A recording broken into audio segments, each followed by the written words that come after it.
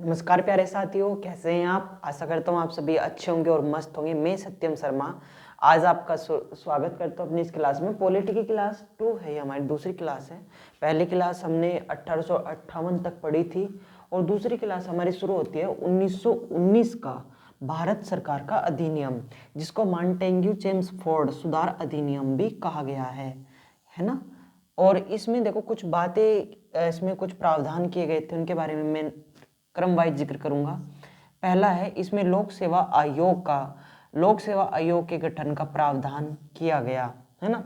इसमें लोक सेवा आयोग के गठन का प्रावधान किया गया, जिसकी जो दोस्तों सिफारिश थी वो 1926 ई में एक आयोग ने इसकी सिफारिश की थी।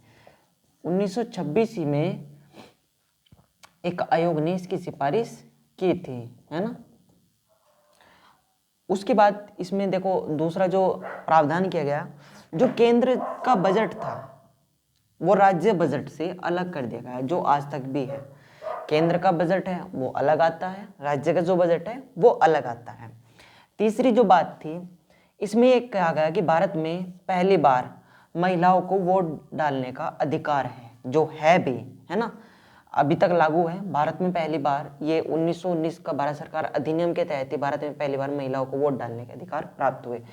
चौथी बात इसमें कही गई कि प्रत्यक्ष निर्वाचन प्रणाली पद्धति होगी, है ना, यानी प्रत्यक्ष निर्वाचन होगा। जो भी मतलब जैसे जो सांसद होते हैं, आप उनको प्रत्यक्षित तौर पर वहाँ पर भेजते हो, तो प्रत्यक्ष निर्वाचन प्रणाली पद्धति को इसमें अपनाया गया। दूसरा है, इसमें पांचवा सुधार किया गया कि केंद्र में द्विसदनीय व्यवस्था की गई, यानी जो केंद्र होता है उसमें द्विसदनीय व्यवस्था की गई नहीं। इसमें पहला राज्य परिषद, दूसरा केंद्र परिषद, है ना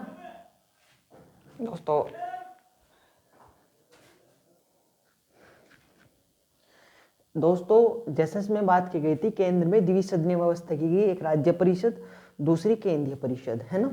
और बजट पर बहस हो सकती है परंतु मताधिकार नहीं हो सकता, ये भी इसमें प्रावधान किया गया। और प्रांतों क्षेत्र में द्वैध शासन व्यवस्था प्रणाली 1 जनवरी 1921 को लागू की गई। ये कुछ बातें थी 1919 के भारत सरकार अधिनियम में। अब हम 1935 का भारत सरकार अधिनियम जानते हैं, उसमें क्या विशेषता है।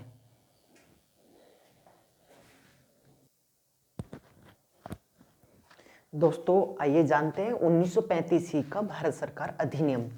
इस अधिनियम को 3 जुलाई 1936 को लागू किया गया और इस अधिनियम के अंतर्गत 321 अनुच्छेद और 10 अनुसूचियों को इसमें शामिल किया गया।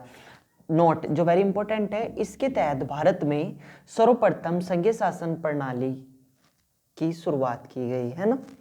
और चौथा पॉइंट आता है, इस एक्ट के तहत प्रांतों के क्षेत्र में द्वैध शासन जो प्रणाली व्यवस्था थी उसको समाप्त कर दिया गया और केंद्र में द्वैध शासन की व्यवस्था अपनाई गई।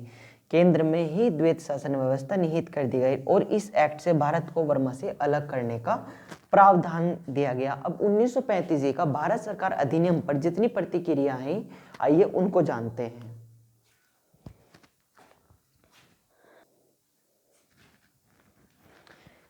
तो गाइज अब हम पढ़ते हैं भारतीय स्वाधीनता अधिनियम 1947, जो कि बहुत इंपॉर्टेंट हो जाता है।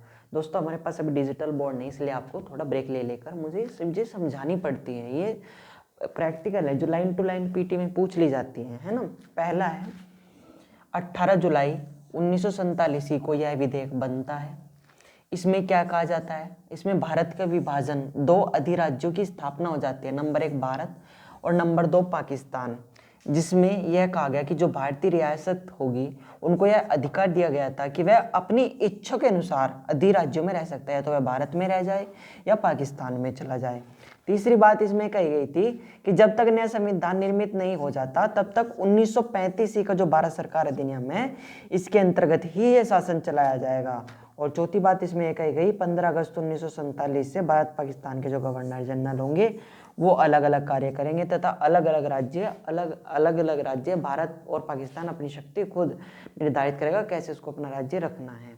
तो आशा करता हूँ आपको ये सारे अधिनियम क्लियर हो गए होंगे। कल हम भारतीय संविधान सभा को पढ़ेंगे और कल की क्लास आपको बहुत अच्छी लगेगी। तब तक के लिए धन्यवाद। जय हिंद, जय भारत।